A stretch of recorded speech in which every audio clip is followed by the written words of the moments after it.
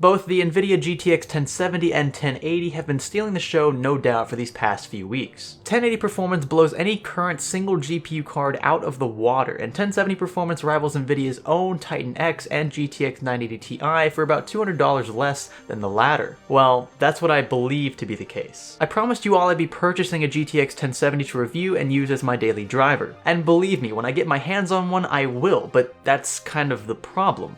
I can't. They've been sold out for weeks. I'm not interested in placing my order now and waiting 2 to 3 more weeks either. When I pay for it, I want it in my hands within the next few days. I also don't feel like paying a $200 premium to any of these self-righteous pricks on eBay either. I mean, come on. Now also, unlike AMD, NVIDIA hasn't asked me to review either of their cards. So needless to say, we are all in the same boat here. The GTX 1070 is ridiculously difficult to come across at this current time. But what about the GTX 980 Ti? We're talking nearly identical performance to the 1070 and here's the catch, nearly identical price in a few instances. I'm maxing everything out in every single game I play in ultra-wide 1080p, also just fine in 1440p with high presets, and even squeaking by with moderate settings in 4K with current AAA titles, and at a price that rivals the 1070, a card with very similar performance numbers.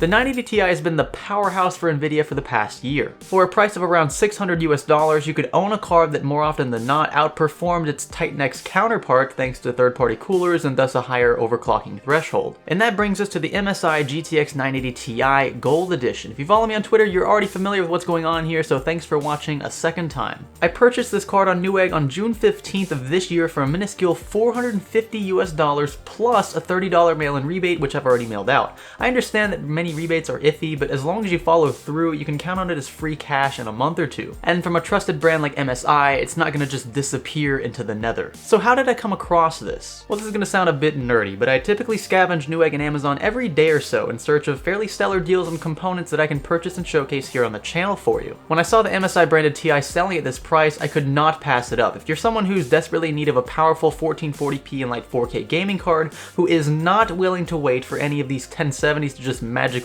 pop into existence, I mean, come on NVIDIA, where are they? Then these 980 Ti's will do just fine. Misty, you can come back up here now. I kicked her off of my lap so that I could pick that box up. Come here, baby. Oh, it's okay. It's okay. Now sure, there are a few disadvantages for opting for high-end Maxwell versus Pascal. The most obvious is probably efficiency. This 980 Ti requires 2 8-pin power connectors and consumes about 350 watts under full load. The 1070 consumes much less power and features a lower thermal output as well, 150 watts versus 250.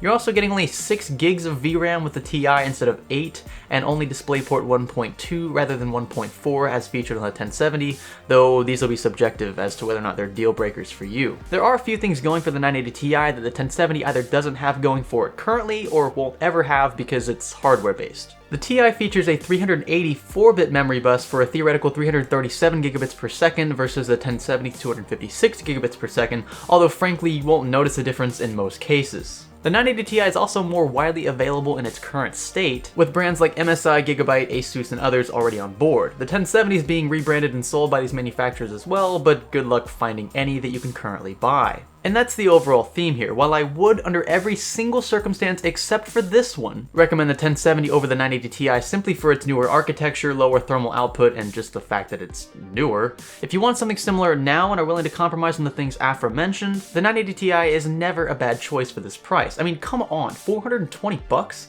In several instances, that's actually cheaper than what the 1070 is currently going for, I mean, if it was available. Now, unfortunately, the MSI Gold Edition has since gone back up in price, and the non-GE card is currently out of stock, no doubt thanks to its stellar price, but I expect other variants of the 980 Ti to creep down in price as time progresses. This Gigabyte card is already appearing to do so. Just keep your eyes peeled and check sites like these every day or so to stay in the loop. Look, these cards are going to have no choice but to decline in value. The 1070 is averaging around 420 to 430 bucks at this very moment. The 980 Ti will not sell, here in the States at least, unless its asking price drops to a more competitive level. Yay, capitalism. If you liked what you saw in this video, be sure to give it a thumbs up, give it a thumbs down if you feel the complete opposite or hate everything about life. Be sure to click the subscribe button if you haven't already. Stay tuned for future content here on the channel. This is Science Studio. Thanks for learning with Misty and I.